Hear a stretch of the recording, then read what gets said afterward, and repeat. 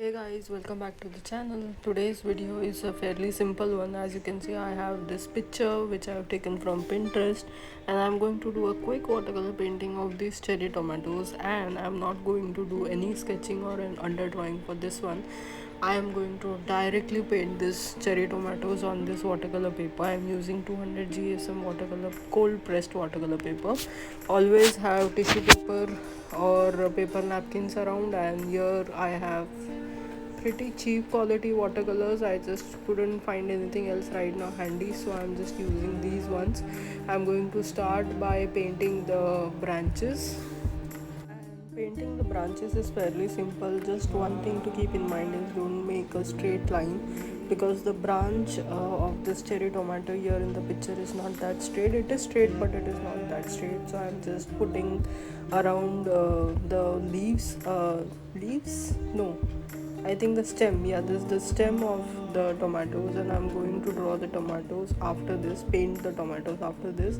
I like this method more than painting the tomatoes first and then putting the stem. This gives me ample space to draw paint the tomatoes as well.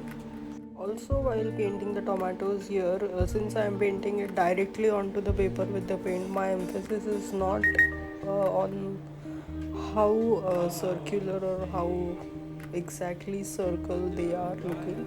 I'm just trying to make them look 3D, and for that I am painting the bottom of the tomato darker than the top of the tomato where the stems are, because that will give them a roundish and a more 3D look than painting shadows. I personally don't like painting shadows. I don't know, I have a problem. I have seen many artists paint beautiful shadows, and that gives the entire painting a lot of depth. But for me, I have always failed painting. Whenever I paint the shadows, it just starts looking a lot messy. So I am avoiding that here as well.